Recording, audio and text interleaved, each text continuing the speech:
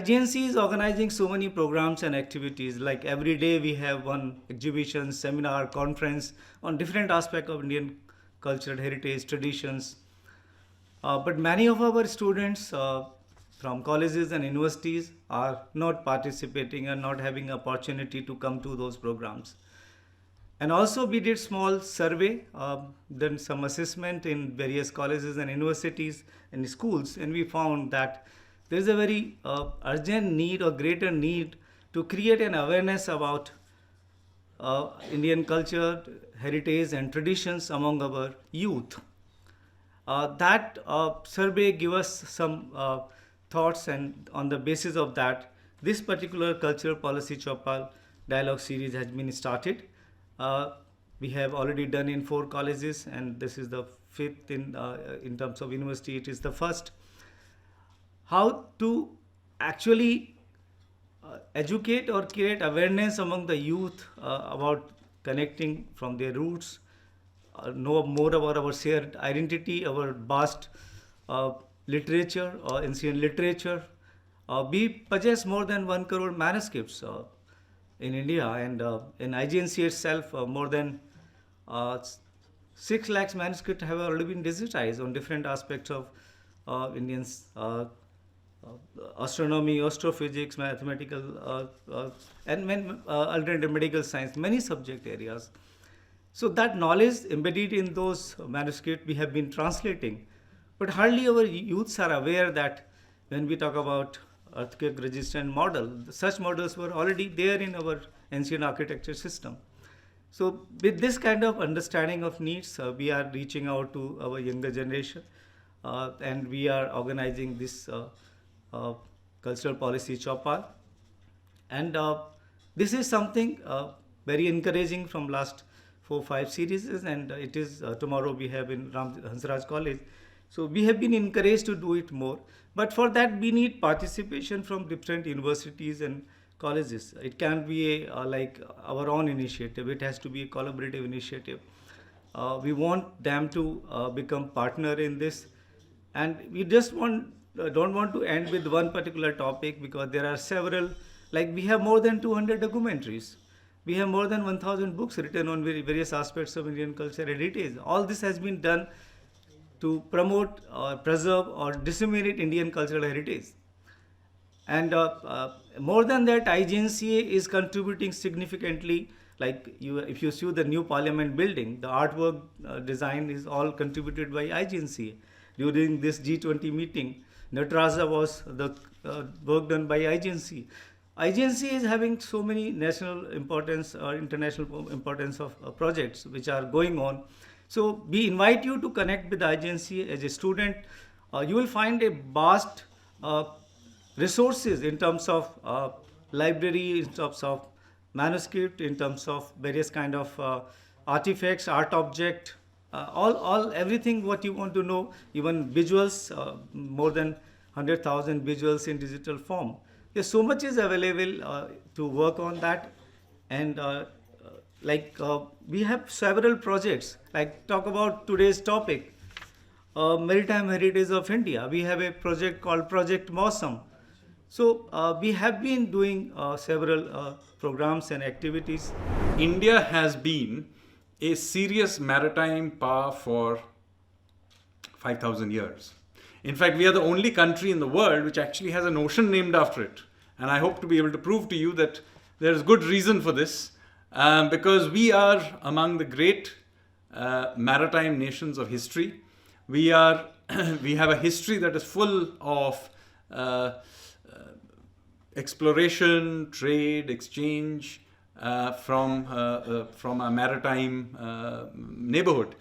Unfortunately, that is not how Indian history is widely perceived. Now, why that is the case, I do not know, but at least part of it must be because our capital happens to be in Delhi, so maybe we have ended up with a landlocked view of the world. So if you happen to live in Delhi, I suppose your only neighbors look like our friendly neighbor to the west and the other friendly neighbor to our northeast. But if you happen to have a more maritime view of the world, then the view of the world changes quite rapidly. And all of a sudden, our neighbors are countries like Oman, the UAE, Singapore, Indonesia, indeed, a country that is named after India. And Singapore also, by the way, the name is derived from Singhapura. So these are countries with which we have thousands of years of links. Even Australia, very often we think of it as a Pacific country, but is in fact an Indian Ocean country. And when we take an Indian Ocean view of things, as you will see, it has a very different view of our geopolitics, our economics, and of course of our history as well. And if you look at our legends, if you go to our temples and look at the sculptures, if you look at old manuscripts, they are full of references to some boat, foreign voyages, ships, all kinds of such things.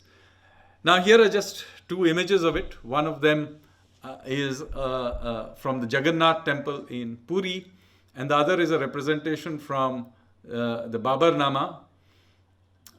The reason I have it there on the screen is not merely that they are representations of ships. One of them on the right is almost certainly a river ship. The other one could be a river ship or seafaring ship. But the reason I want you to have a close look at it, I don't know if it's clear enough, is if you look at how the ship is put together.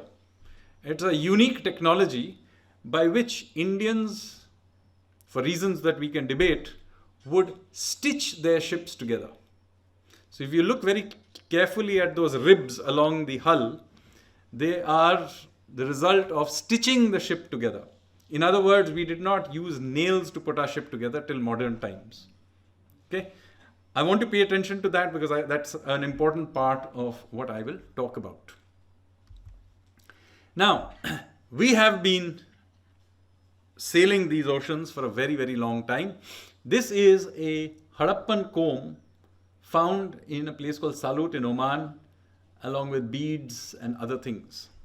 And it is important to remember that Indians had been crisscrossing the Arabian Sea from at least the Bronze Age. So one of the first things we did as we built our first civilization was to use that to begin to sail the oceans. And I sadly don't have the map here, but it is also important to understand that the landscape that they were traversing was very different from the landscape that we have today. So the sea levels, for example, were about 5 to 10 meters higher than they are today.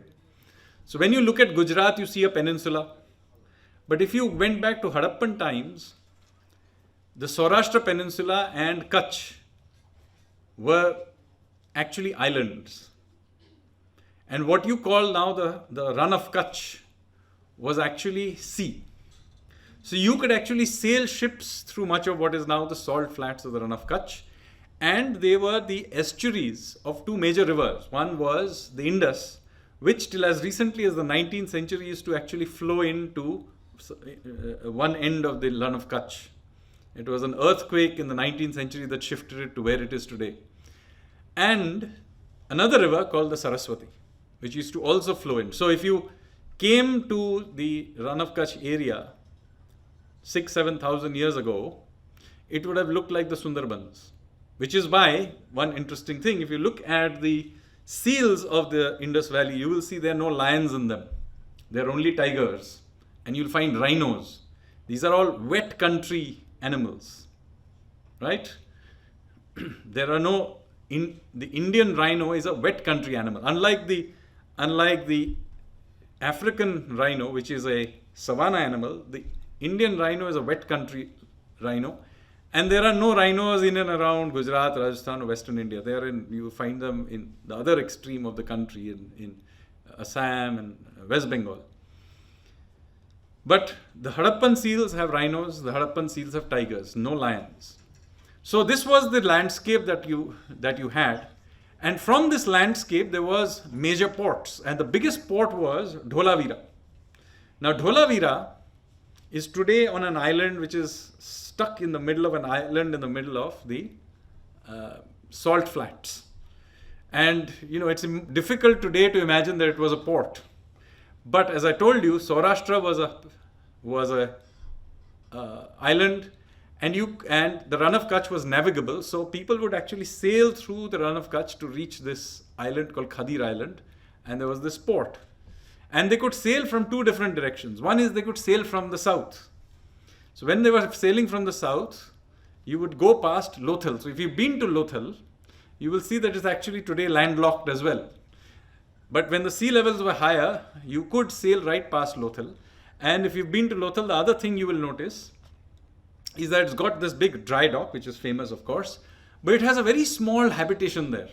So why build such a large dry dock for such a small habitation? And that habitation is also mostly made up of a large warehouse and some platforms which look like they were there for checking and so on. The reason for this, at least this is my guess, others may disagree, is that actually Lothal was not a port. It was actually a customs depot. So if you were coming up the Konkan coast, you had to go past Lothal, which was a choking point. And this is where your stuff was unloaded, that was checked. The customs people looked at it. You had to pay them tax, maybe pay them a bribe, who knows? They were Indians after all. And they would give you a seal, tax paid, and then you weren't allowed to go to Dholavira. So that was one direction. The other direction they would sail out to, you could go from Dholavira, past through the outward, westward, and then you could sail out towards the Persian Gulf. And when you sailed out, you went past another place called Dwarka. Now, Dwarka literally means the gateway. The gateway to what? The gateway to the Middle East. And so, there were 5,000 years ago, Indian merchants sailing out to Oman, sailing out further in to Bahrain, and all the way to the Sumerian cities. And there are records there of a people called the Meluhans in Sumerian texts, because our own inscriptions we have not been able to decipher. So, but the Sumerian inscriptions, these clay tablets have been deciphered, and you can read the clay tablets, and they mention a people called the Meluhans, who came to these Sumerian towns from the east, bearing with them peacocks and beads and other things, and of course elephant tusks, these are obviously coming from India and specifically from Gujarat. And they were there to trade, and not only trade, they are actually descriptions of enclaves of villages in and around Sumerian towns of these people. So these people, so if you go to the Middle East and you see lots of Indians there, remember that this has been going on for a very long time. Indians have been there for trading or whatever other purposes, and they were large enough in number to have their own enclaves. So this is where we hear for the first time a mention of an Indian outside of India. So there is a court case in which a Meluhan is accused of breaking the tooth of a local in a drunken brawl. And the Meluhan is found to be guilty, and he has to pay silver coins. So we know that he was accused and that he was found guilty, and he had to pay a fine of several silver coins for breaking the tooth of the local. And I guess this is the origins of prohibition in Gujarat. Now, this world that I just described suddenly fell apart around about 2000 to 1900 BC. The climate changed, the Saraswati dried up. Interestingly, the sea levels also fell. So interestingly, the sea levels don't only go up or down, they go up and down, and there is multi-directional movement in this. And so as the sea levels fell, they left behind what we know as the Run of Kutch, so all the salt flats. And the Sumerian cities also fell. So it didn't only happen in India. The climate change, it became much drier. And there were these huge droughts which caused the collapse of the Harappan cities. And you then have a complete change in the landscape. But that doesn't mean that seafaring Indians stopped. This continued to happen. But a lot of this now shifted southward along the Konkan, Karnataka, Malabar coast.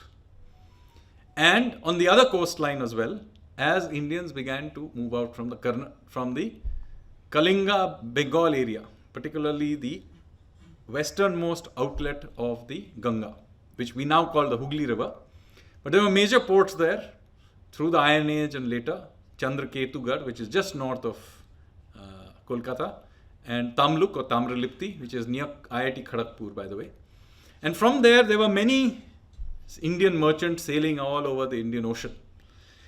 And initially they did not have the technology of crossing the seas. They would hug the coast. And so these Bengali Odia merchants sail all the way down to the Sri Lanka. And one of the sources of the Sri Lankan population is actually from Odisha, Bengal area.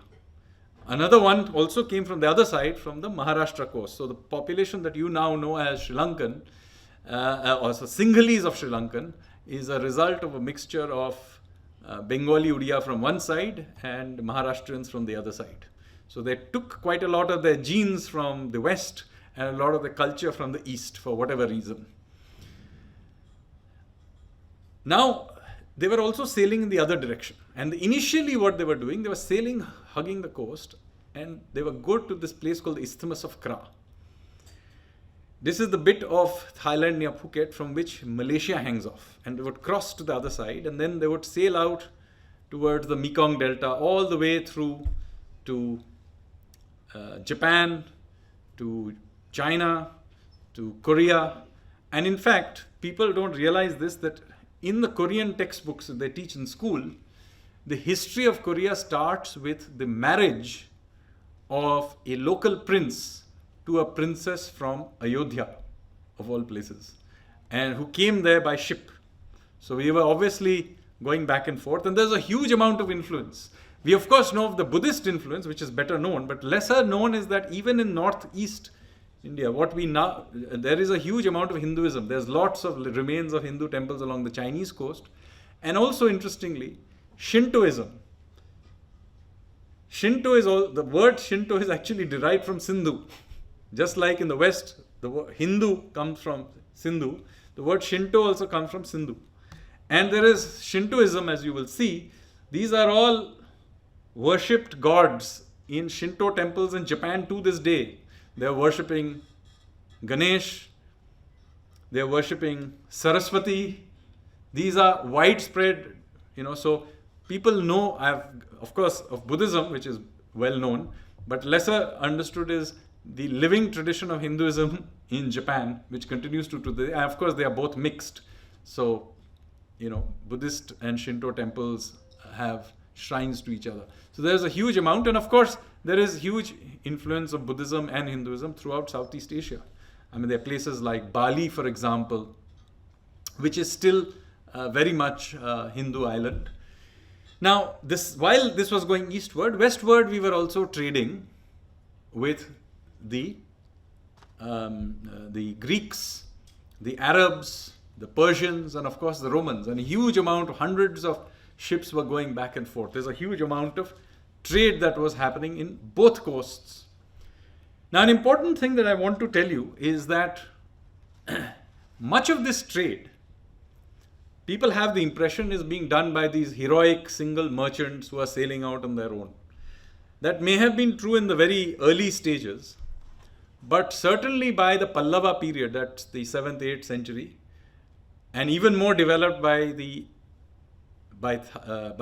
Chola period, the high imperial Chola period, which is around about 1,000 years ago, most of the trade actually was done by corporatized guilds. So I want to make this clear. These were organized multinational companies. And they had colorful names like the 500. I'm assuming the 500 came from the number of shareholders they had. And these corporatized guilds were large institutions with branches all over the Indian Ocean. They had their own navy, because as you can imagine, there was a lot of piracy, as there is even today.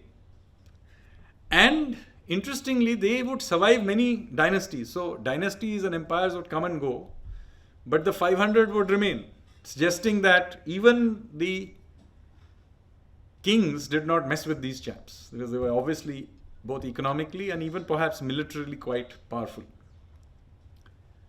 Also interesting is how all of this network of trade was financed. So you all know about the great Hindu temples of the medieval period and how much gold they had. We usually know about this because of the records of their sackings later on. And many people may have the impression that they had such a lot of gold because Indian kings were handing over all their gold and precious jewels to them. Now let me assure you that even 1,000 years ago, it was very difficult to get Indian politicians to hand over their money to anyone. So the reason that they had such a lot of gold is because they were banks. So these Hindu temples were the main source of funding for all these great voyages, these corporate guilds, corporatized merchant guilds, and also the artisan guilds. So there would be tripartite agreements between the temple bank, the artisan guild to produce maybe cloth or whatever it is, and the merchant guild. That is how this whole thing functioned. That's why there was so much gold in the temples, because they were basically using this for, and some of the contracts that they had is still available in copper plate, particularly in southern India where some of them survive, these temples survive.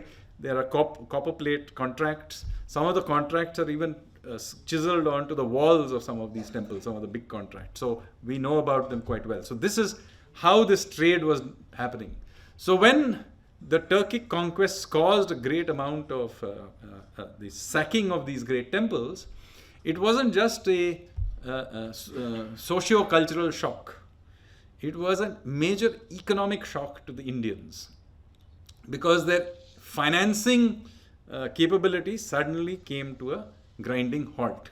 And you see from around the 13th century onwards, slowly, the Indians begin to disappear from the merchant, this long tradition I told you, going back to Harappan times, till well past the Chola period, we were the great mariners of the world. And then as this maritime capability fell apart, we also, this financing capability fell apart, we also lost our maritime capability.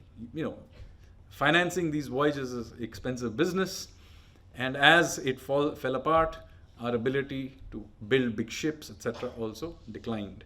Nonetheless, enough of it survived that even when the early Europeans were coming, they would, like you would see Marco Polo, etc., they would mention that Indians were building these great ships. So here are some of the records that we have of foreign travelers mentioning these ships. So Ptolemy, this is the Roman period, 1st century, he mentions that Indian shipbuilders built a fleet of about 2,000 ships, each capable of accommodating 1,000 troops, horses, and vast quantities of supplies. Now this is a huge ship even by modern standards. Then you have Marco Polo. He says ships were so large in size that they had crew of 150 to 300 men.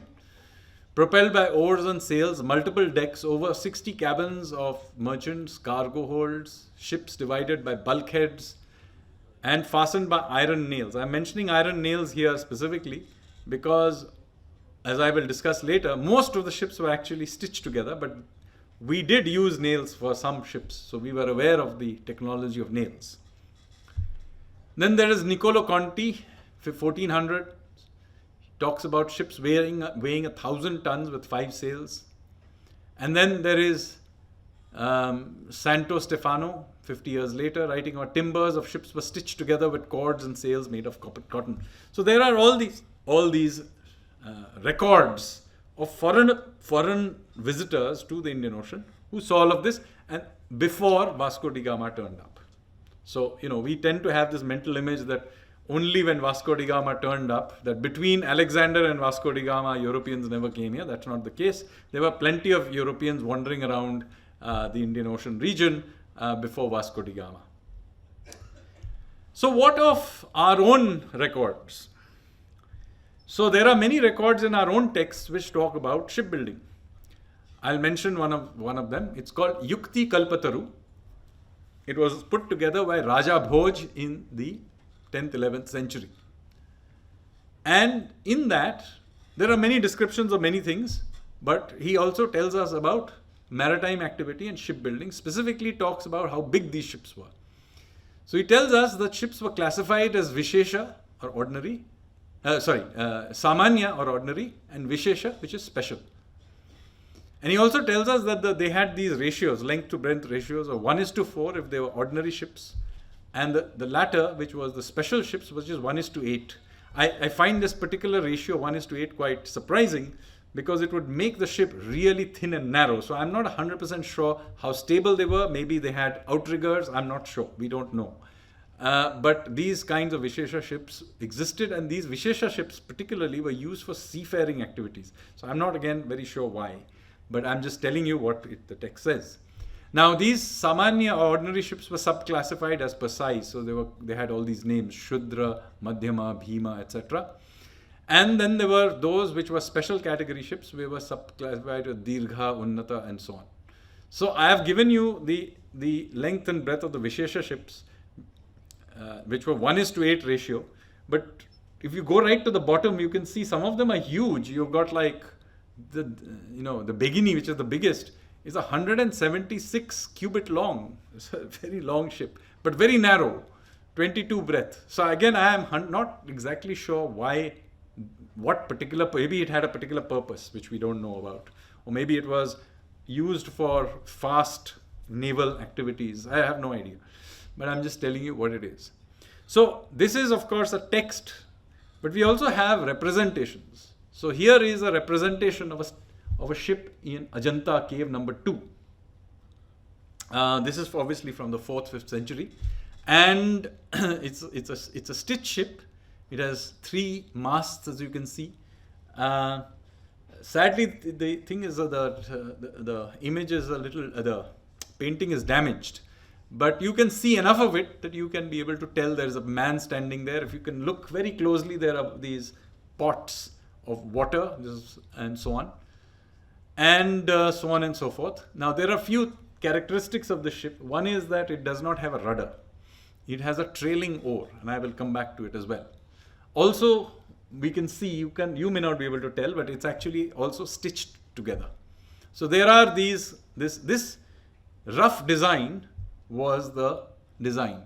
Also note that it uses square sails. Those of you who have any nautical knowledge will know that later on sailing ships would end up using lantern sails, which are triangular sails, which have an advantage that you can sail at an angle to the wind. Square sails, mostly you have to sail with the wind. So it limits the direction you can go. So in this early stage, there were square sails, trailing oars, stitched ships. So this is how it was built. And this stitching technique, by the way, would continue to be used in India as the primary method, despite the knowledge of nails, and despite the fact that Indians specifically knew how to make rust-free nails, which is obviously important if you are using it for a ship. So right here next door to you in Mehrauli, you have a rust-free iron pillar. Now, so we knew how to make rust-free nails, but somehow they were not that popular. And in fact, we would keep using this particular technology till at least the time that the Europeans turned up, even for naval warfare.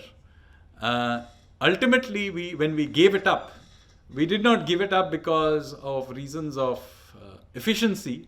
We gave it up because stitched ships were not particularly good at taking the back blow of cannons.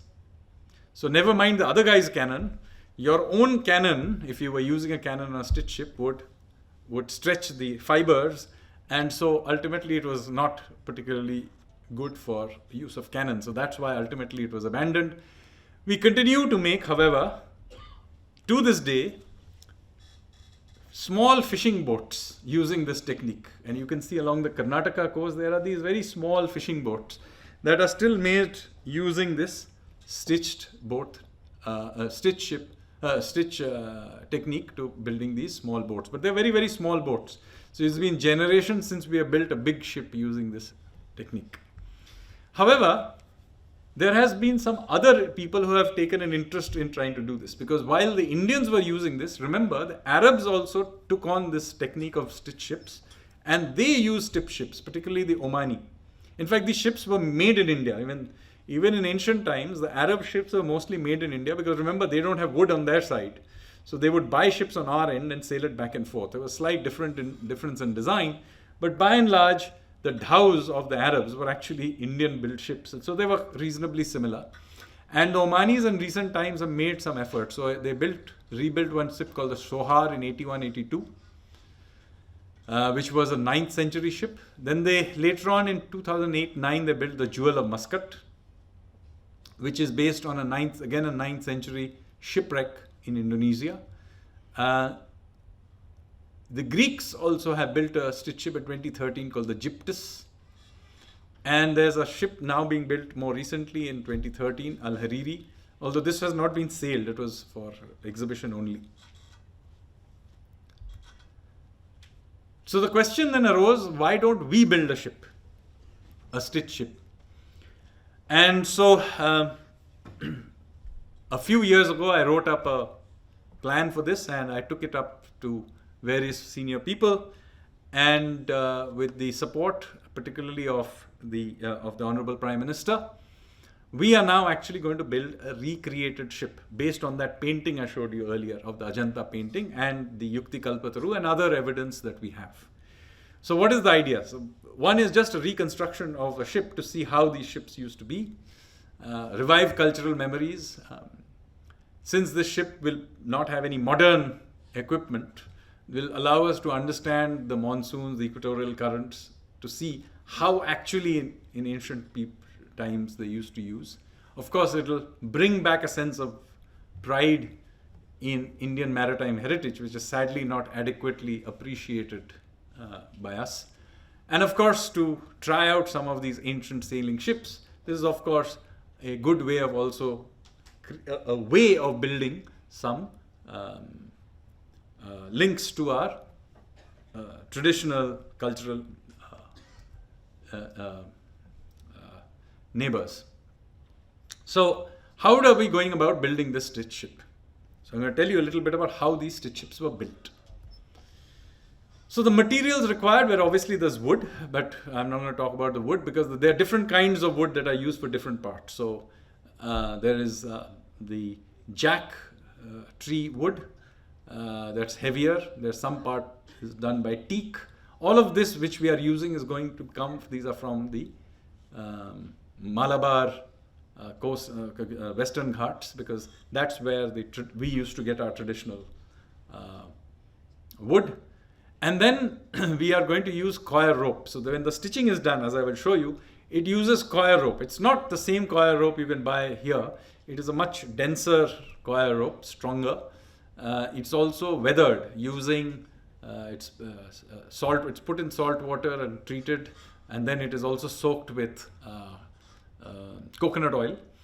And then that is the coir rope that is used. Then there's coconut fiber for filling the joints, needles for stitching, kudrus resin. This is an important thing.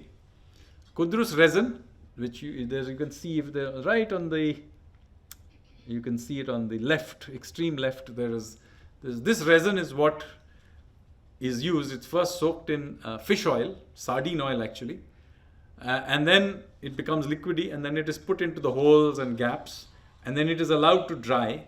And once it dries, it becomes quite hard. So in case you're wondering how the gaps and the holes are filled, it's with this resin called kudrus. There's of course fish oil, and there's limestone powder, some brick red pigment for painting and all that. And this is how it is done. The first step is to lay the keel. By the way, the ship is now, as we speak, being built in Goa, in a shipyard called Hoda. Hodi in island of Devar Island. In fact, if you're familiar with Goa, there's an island called Devar Island. It's a river island. And if you go there, you can go and see this being built. So the first thing is you lay the keel, which is the bottom part. And that is done. Then what you have to do, you use steaming to bend the planks. So this is kind of important because you see, unlike a normal construction or the modern construction where basically you build a frame and then you nail or bolt or weld the hull onto the frame. In a stitch ship, actually the hull is built first and then later on a light frame is built inside. So the hull itself has to be kind of shaped. So how do you get wood in that shape? The way it is done is you take these planks of wood and you steam them. And when you steam it, the fiber becomes a little loose. So when it's a little soft, and that's when you shape it and let it again dry. So that is how it is set in a particular angle. And then you remove it, and then you quickly shape it in the desired shape, and you repeat the process over and over again for all the planks. Then you take pairs of holes along the planks and you build holes along them in this 1 1x 1 1x. That is the pattern in which it is done. And you can see how the holes are done along the thing, and then you create these pegs and you stitch it together. And then the kudrus resin is supplied between the planks, and that's how it is built. You get a better sense of how this is done. And then the frame is then also stitched into it. And this is how the ship begins to look after a little, after it comes together. More of it. Now, the pictures I showed you are partly of the new ship we are building and partly from the Jewel of Muscat which the Omanis were building. Just so that you understand. So how are we going about it? Well, first of all, we've got funding from the Ministry of Culture.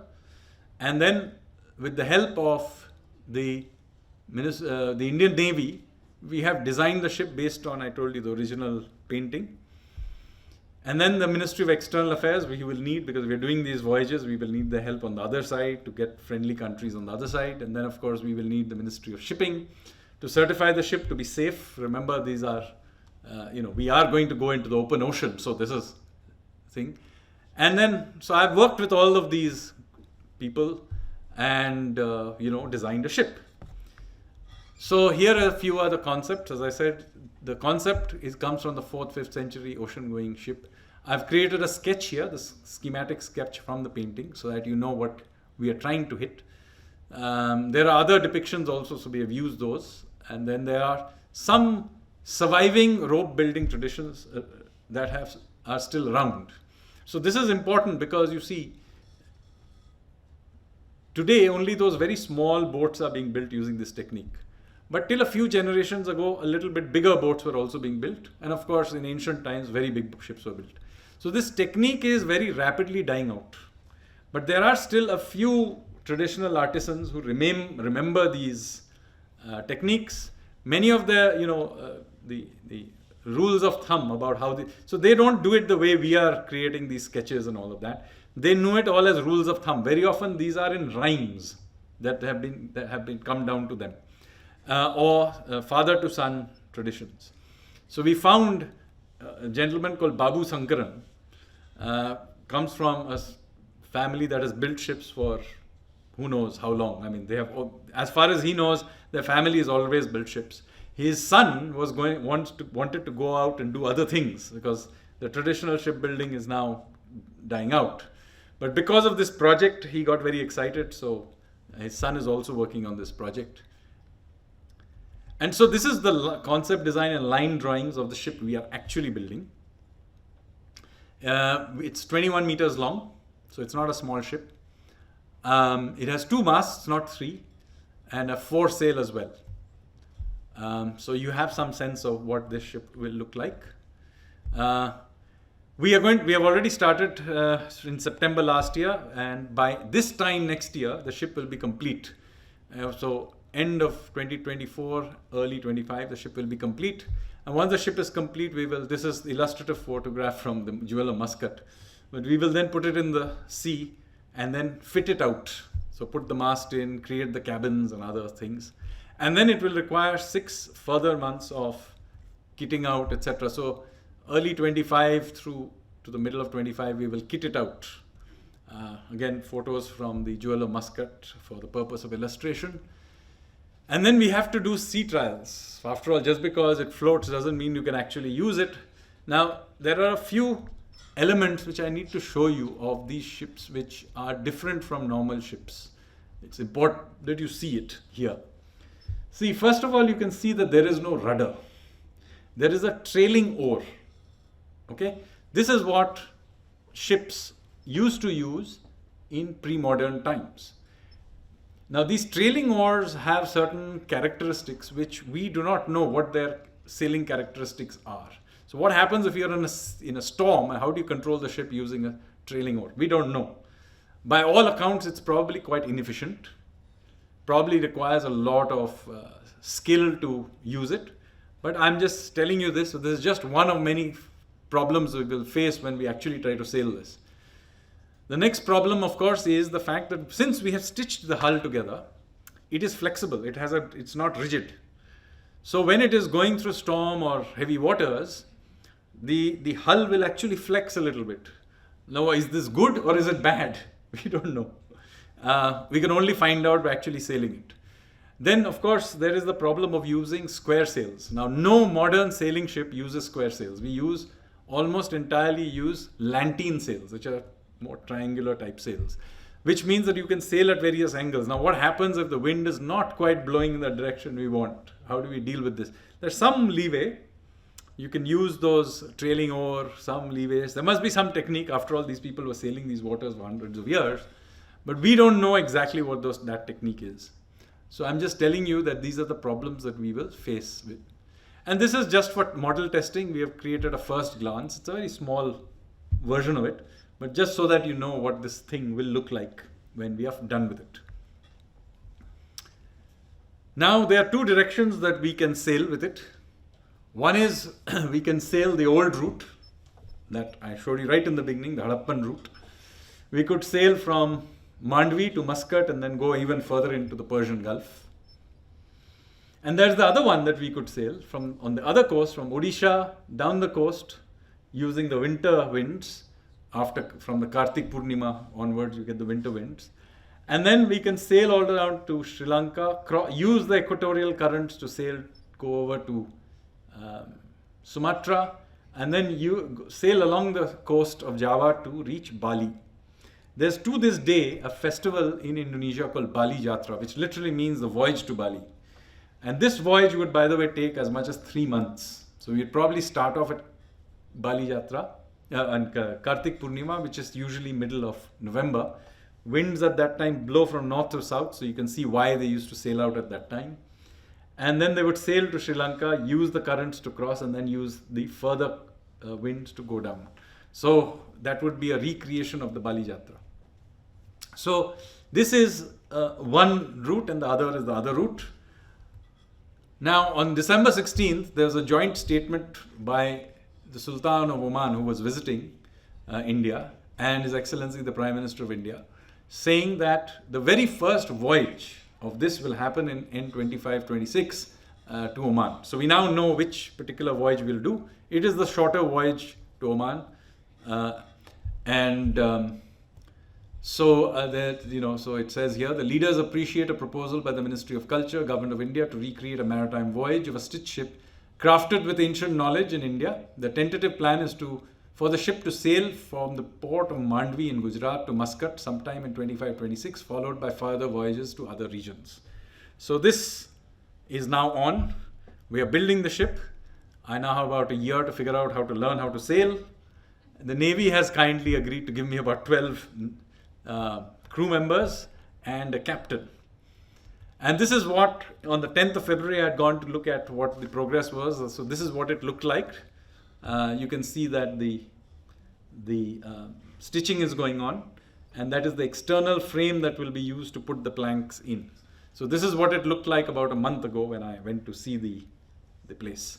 And so with that, the voyage begins. Thank you, ladies and gentlemen. I wanted to ask that these voyages which we are building from the ancient knowledge, will they serve the purpose of revoking the ancient memories only, or will they have a technical upper hand from current voyages? And also, other thing I want to ask is that what should be the key takeaways for students of social sciences who are not studying maritime studies? So, look, I mean, the primary objective is to recreate these ancient voyages and use it in a way to re-establish contact with other countries with whom we have had ancient links.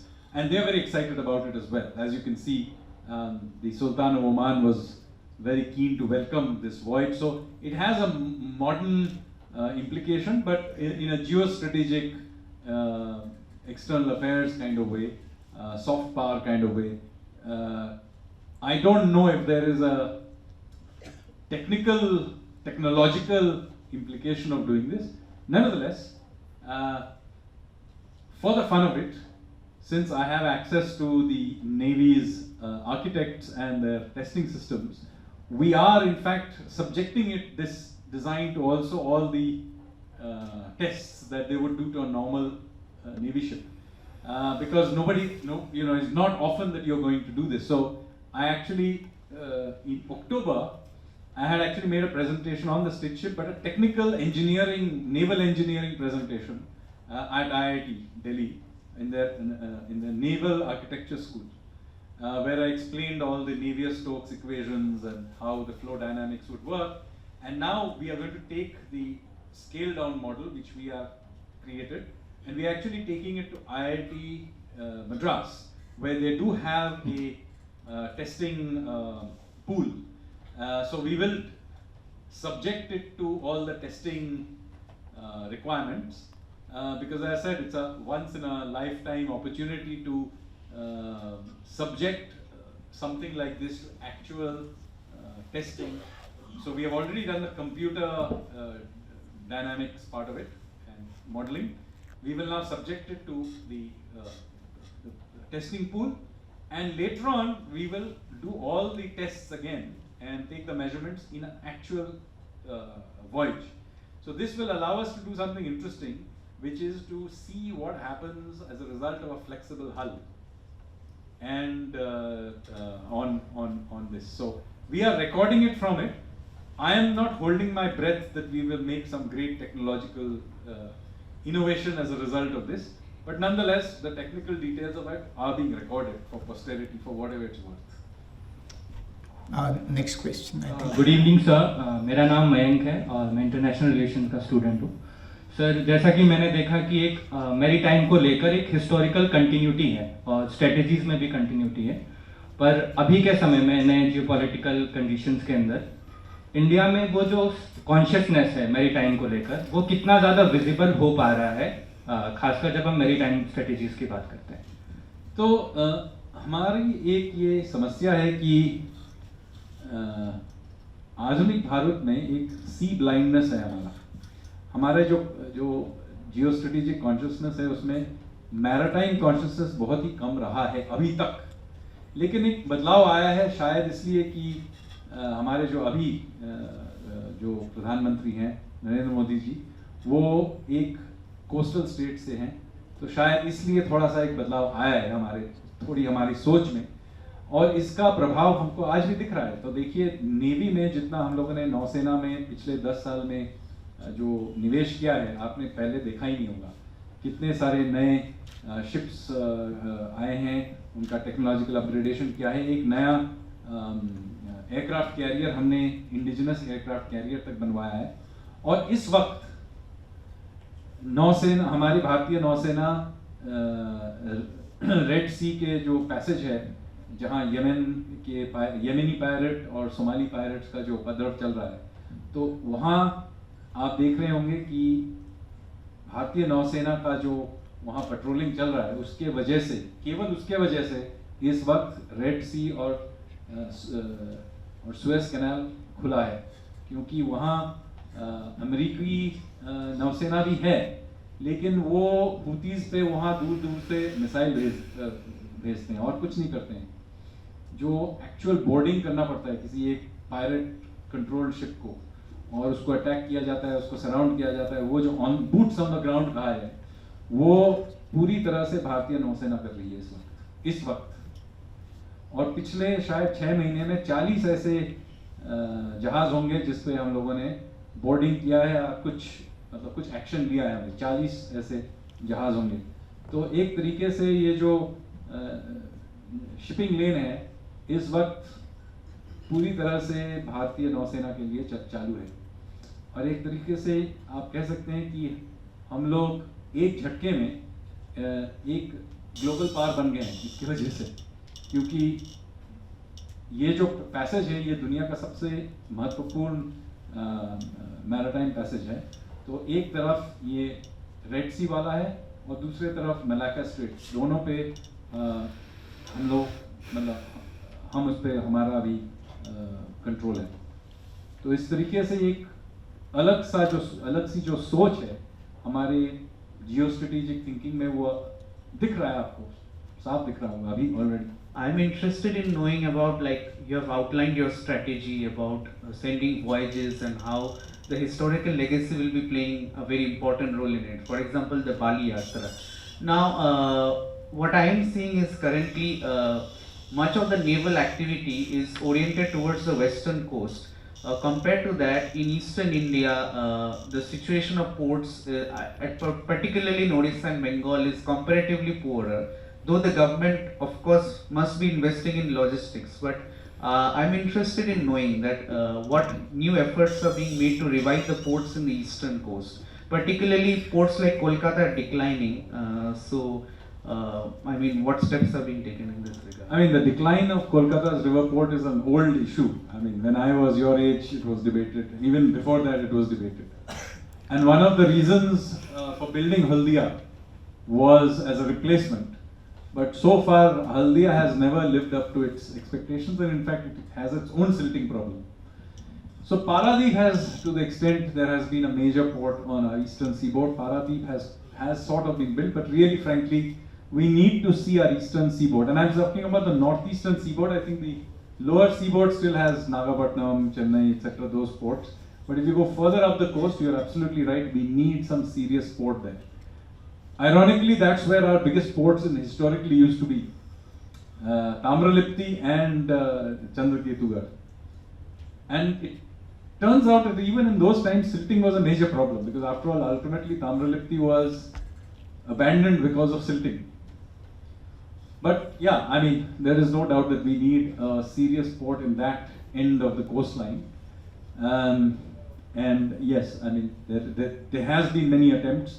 There is also a new idea near Haldia to build yet another port. So these debates have been going on, but you know, it's an expensive thing to do, as you know. And you know, ultimately, a big new port will probably have to be done by the private sector. Good evening, sir. My question is that, as you told that there has been a nexus between Navy and temple banks and the artisans and artisan guilds down south, sir. But in during your lecture, sir, you told that there was a Turkic invasions in the north, so there was a total collapse of guilds. But down south they couldn't pass through the Deccan. Then why there was a collapse during the mid-century between? No, so that's not what I said. Actually, this was true of all our temples. So, for example, if you visit Somnath in Gujarat, the thing that will strike you is that the temple of Somnath is on the beach. Why was it on the beach? Because Somnath was a port, right? So that's why it is on the beach, and Somnath was a very major port of call, and so was Dwarka and all these places. So these places were all port towns, and they had big temples which had a lot of gold and hence attractive. So it is not the case that only South Indian temples were doing this. North Indian temples were also doing this. So they were a source of funding, and the North India was also trading. I mean, inland trade was also funded. It's not just maritime trade, inland trade, industry, etc. was also funded by these temples, which were obliterated. Southern India faced it little later, but it is not the case that Southern Indian temples did not face this. Southern India saw the raids, for example, of Malik Kafur and so on, which had devastating impact on the southern ports and large temples. So all the major southern temples, they were also raided and their gold was taken away. It's a different matter than many of them. The structures were not pulled down or they were revived afterwards, because for large periods of time, they were under, for example, the Vijayanagar and other empires who were capable of keeping them or rebuilding them. Whereas in the north, those temples were not rebuilt. So the Somnath temple, as I said, was just like any other southern temple. It was a port, it had a temple, it was doing banking, it was just wiped out. Hello, My name is Anup Kumar Das. I went to Lothal in December, but museum was closed, and I think museum is going to be inaugurated there. So what is your timeline to build the Maritime? So I don't know what exactly is the timeline for building that museum, so I'm not involved in that, but I believe a lot of effort is being put into building it. But let me say that the ship that I talked about, after we have done all these voyages, the idea is to take that ship to that Lothal museum and display it there. But I don't know about the current status of the Maritime Museum. I have nothing to do with Maritime. Okay. I have another question related to underwater. Keep it just short. Maritime heritage. So we are discovering. So what is the plan for the tourists to visit those places? So there are lots of places. There are temples off the coast of Mahabalipuram. There are some structures off the coast of Dwarka as well, which the Prime Minister visited. But let me tell you, there is one problem that our coastline has for this purpose, and which is that the water is extremely muddy. So there are only very short periods of time where you can do diving to look at those places, because either you are seeing the inward monsoon or the outward monsoon. So there are these short periods where the winds are and the currents are not so strong as to muddy the water. So that's why, while you can maybe for archaeological interest you can see it, and maybe there may be seasons where you do it, but in general it would be very difficult to develop them as regular sites, I think. Of course, somebody may create a nice submersible vehicle that allows you to do it, but nonetheless, I think from at least a historical archaeology perspective, we do have enough technology to at least survey these properly. Even this proper survey of these things have not been done. Sanjeev Sanyal ji ने जो बातें आपको बताई हैं, मैं उसके से अलग दो एक बातें कहकर अपनी बात पूरी करूंगा। पहली बात ये कि इनके पूरे भाषण को अगर मैं एक वाक्य में कहना चाहूँ तो मैं कहूँगा कि इन्होंने हमें और इसी तरह से पूरे भारत के लोगों को महासागर से मिलने की शिक्षा दी है, और महासागर से मिलने की शिक्षा वास्तव में वह शिक्षा है जो जीवन में कुछ कर गुजरने की शिक्षा होती है। आज आप इस कैंपस में हैं, लेकिन इनको सुनकर आप यहाँ बैठे भले होंगे, लेकिन आप समुद्र के किनारे उन नावों में आपका मन तैरता होगा जो कभी 4000 साल पहले या 5000 साल पहले भारत के नाविक चलते थे और दुनिया पर अपना पराक्रम, अपनी प्रतिभा और अपनी समृद्धि का झंडा गाड़ते थे। ये संजीव सान्याल जी का नाम तो मैंने बहुत सुना था, लेकिन 22 जनवरी 2023 को मैं बेंगलुरु से दिल्ली आ रहा था। एयरपोर्ट पर समय था तो मैं किताब की दुकान पर गया और किताबें देखने लगा। मैं अक्सर एयरपोर्ट पर किताबें खोजता हूँ और कई बार बहुत अच्छी किताबें मिल जाती हैं। जैसे 2-3 साल पहले मुझे महात्मा गांधी की छोटी सी जीवनी, जिसे फ्रेंच राइटर ने लिखा था बिना गांधी जी से मिले हुए, वो मुझे कलकत्ता एयरपोर्ट पर मिली। और उसी तरह से 22 जनवरी 2023 को सान्याल जी की किताब रिवोल्यूशनरीज ये मुझे दिखाई पड़ी और मैंने उसको ख़रीदा, रास्ते में पढ़ा और पढ़ने के बाद पाया, मैं इनके सामने कहना चाहता हूँ और आप सबसे भी कहना चाहता हूँ कि हमको अपने जीवन में, अपने विचार में, अपने आचार में, अपने व्यवहार में और अपने चिंतन में भी एक संतुलन रखने की ज़रूरत है। वह संतुलन रेवोल्यूशनरीज किताब को पढ़ते हुए आप पाएंगे। जब कोई रिवोल्यूशन पर लिखता है, कोई क्रांति पर लिखता है, तो आमतौर पर वह अपने को अहिंसा के खिलाफ खड़ा पाता है, या वह कोशिश करता है कि अहिंसा बहुत छोटी चीज़ है और क्रांति बहुत बड़ी चीज़ है। संजीव सान्याल ने अपनी पुस्तक में ये संतुलन शुरू में ही इन्होंने बहुत साफ किया है कि महात्मा गांधी के नेतृत्व में स्वाधीनता आंदोलन जो चला उसका अपना महत्व है,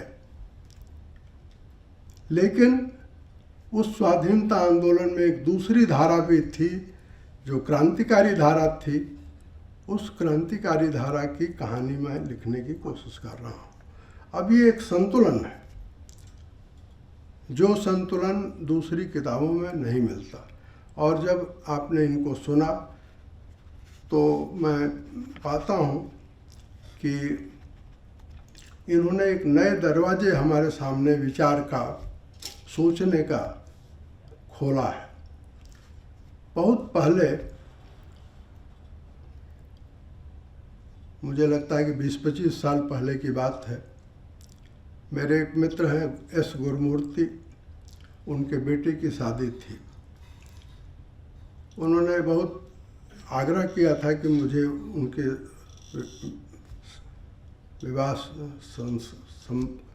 जो पारिवारिक उत्सव है उसमें शामिल होना है। मैं गया। अब तमिलनाडु में थोड़े से परिवार हैं, शायद 1000 बच्चे हैं, जिनके यहाँ अभी भी परंपरागत तरीके से विवाह के समय में लकड़ी के घर्षण से अग्नि जलाई जाती है और वो उस अग्नि को पति और पत्नी दोनों अपने साथ जीवन भर रखते हैं।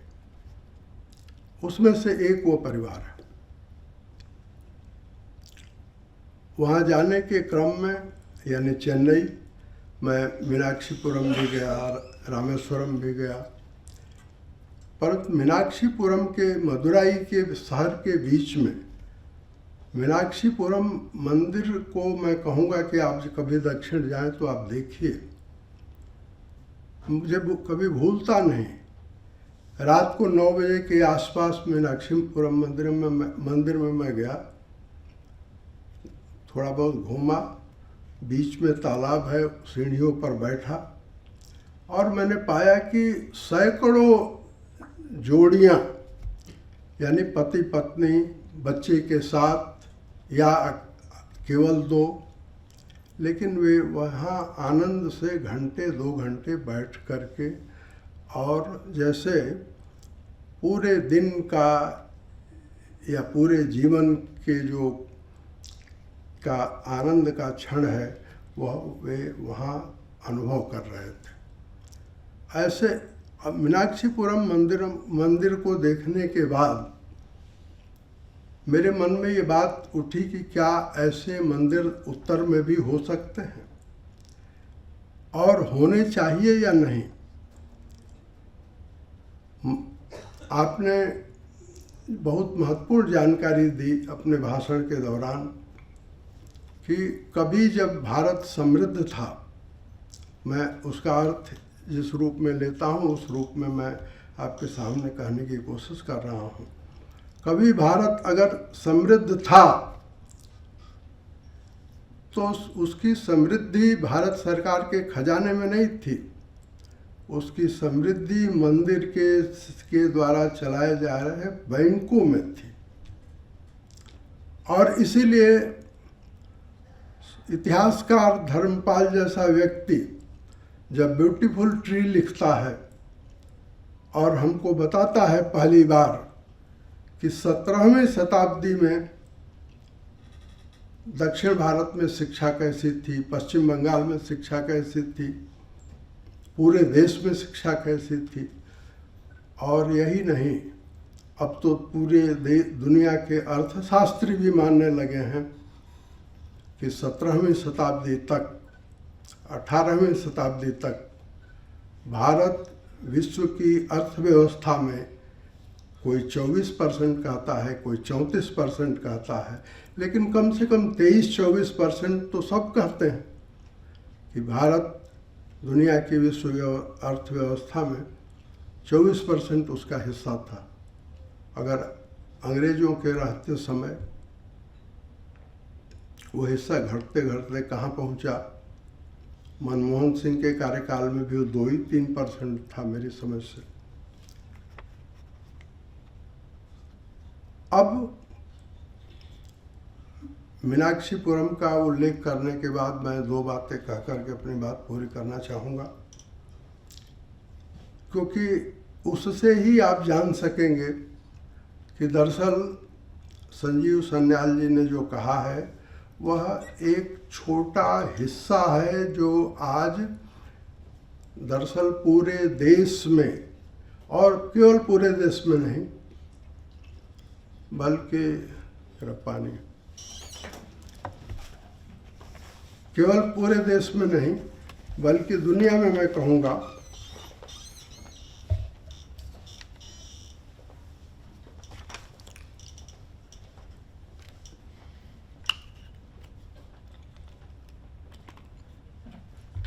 पूरी दुनिया में जहाँ जहाँ भारतीय हैं उनके अंदर एक नया आत्मविश्वास पैदा हुआ है। और उसी नए आत्मविश्वास का एक उदाहरण है, संजीव सान्याल जी की किताब एक है जो उसका मैंने हिंदी में उसको पढ़ा, उसका नाम है सागर मंथन। इनकी किताबों में उस सागर मंथन में इन सब बातों का भी थोड़ा सा उल्लेख है। और अगर आपको इसमें दिलचस्पी हो तो आप सागर मंथन पढ़िए। मैंने अभी बातचीत में इनसे पूछा कि रेवोल्यूशनरीज का भी आप हिंदी में अनुवाद हुआ है या नहीं, तो उन्होंने कहा कि हो गया है। मैं आपसे कहूँगा कि उस किताब को खरीद करके आप पढ़िए। ये जो कल्चरल चौपाल जो रमेश गौड़ जी ने शुरुआत की है, मैं इनको इसके लिए बधाई देता हूँ।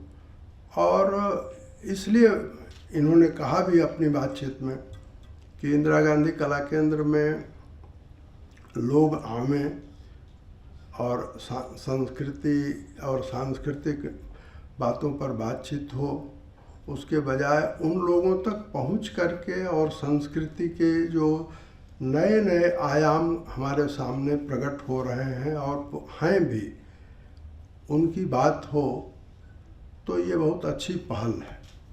और ये चौपाल हालांकि कन्वेंशन सेंटर में हो रहा है। सबसे अच्छा होता कि JNU के चौपाल में चौपाल होता। आगे जब कभी हो तो खुले में आकाश के में हम बैठें, बात करें और संस्कृति को, अपनी संस्कृति को समझें। अपनी संस्कृति को समझने के कई तरीके हैं। जैसे मैं कुछ दिन पहले यानी 2 मार्च को उज्जैन गया। उज्जैन और उसके आसपास 3-4 ऐसे स्थान हैं जहाँ मैं 6ठे दशक से आता जाता हूँ, 67 से। एक आगर मालवा में स्थान है, एक ओंकारेश्वर में स्थान है और उज्जैन में महाकाल का स्थान है। मैं कई किस्से आपको सुना सकता हूँ। जैसे एक अभी मुझे याद आ रहा है इसलिए मैं बता रहा हूँ आपको। एक बार हम चंद्रशेखर जी को लेकर के गए उज्जैन। सूर्य नारायण व्यास ने कोई आयोजन रखा था। मैं सूर्य नारायण व्यास के बारे में आपको बताऊं, मुझे लगता है कि ज़रूरत नहीं है। सूर्य नारायण व्यास उन लोगों में से हैं जिनके यहाँ राजेंद्र बाबू आए, जिनके यहाँ पंडित मदन मोहन मालवीय आए, जिनके यहाँ जवाहरलाल नेहरू आए, महाकाल के सामने ही जिनका निवास है, और उस जमाने के प्रकांड ज्योतिषी भी थे, विद्वान भी थे। सूर्य नारायण व्यास चाहते थे कि उनके एक कार्यक्रम में चंद्रशेखर जी चले। चंद्रशेखर जी को हमने कहा, हम लोग गए।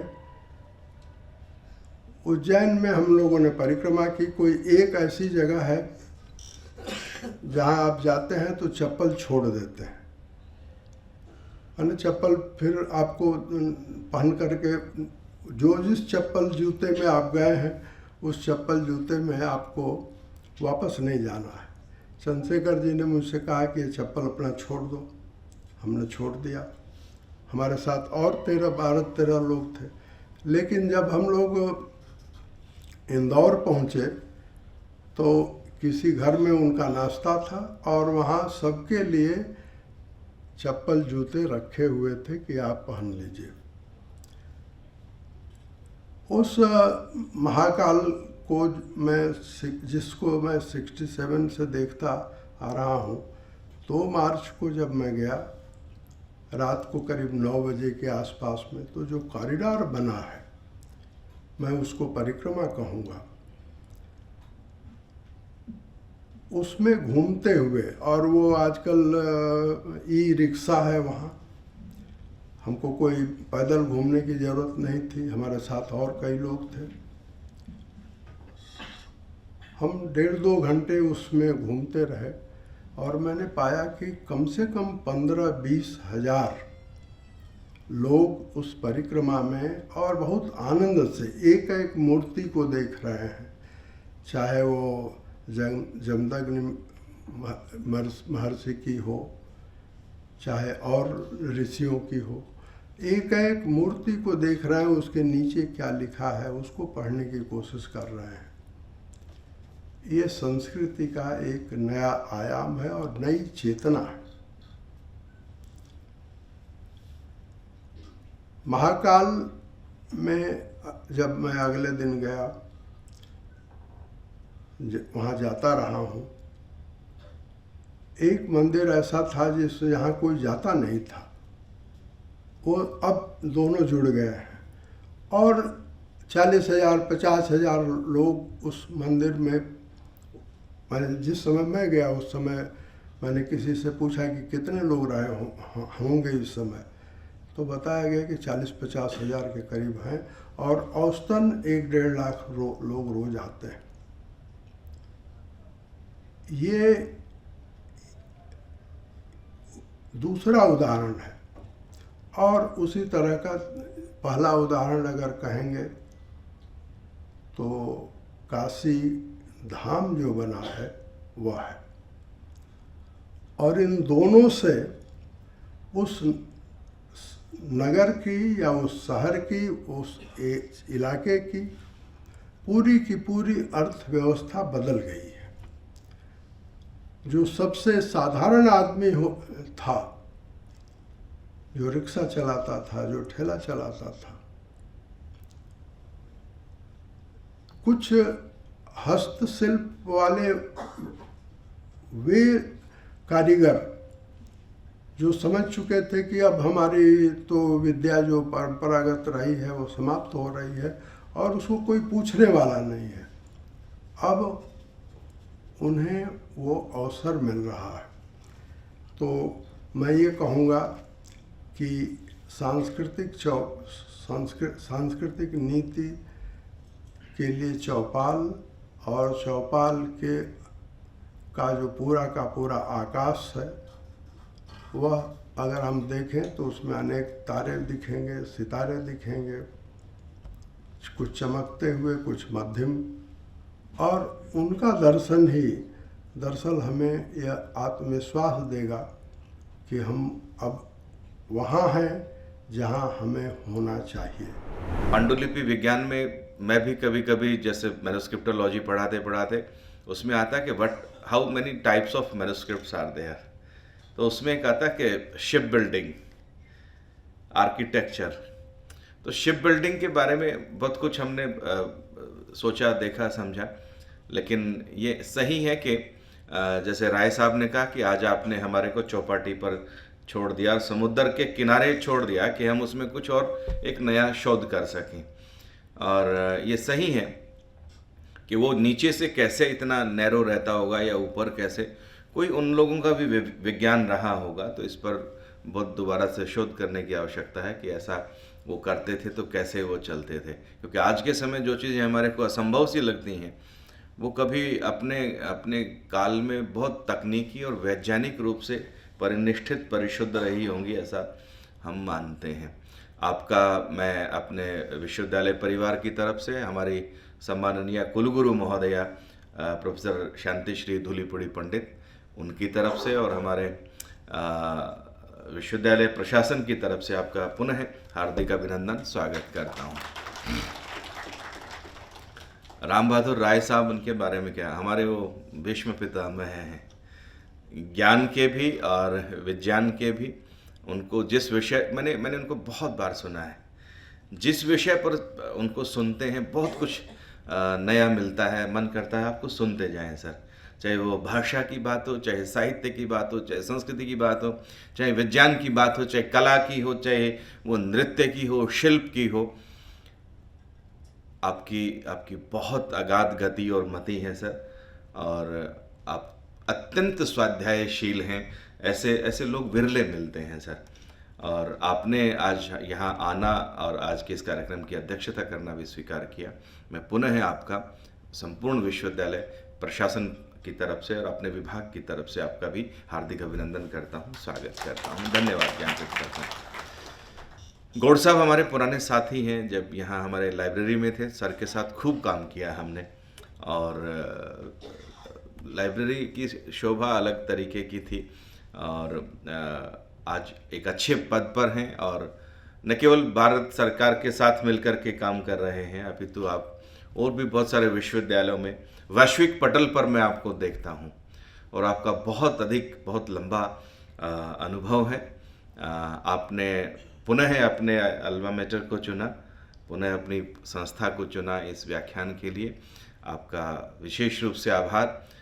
चौपाल में होना चाहिए सर, लेकिन आजकल कुछ वहाँ और चौपालें चल रही हैं, इसलिए वहाँ ये होना संभव न था, क्योंकि वो एक अलग राजनीति का माहौल, छात्र संघ के चुनाव अनाउंस हो गए हैं। अन्यथा सान्याल साहब ये बहुत भरा होता और भी लोग आपको सुनने का आनंद ले सकते थे। मैं आप सभी का बहुत हार्दिक अभिनंदन, धन्यवाद।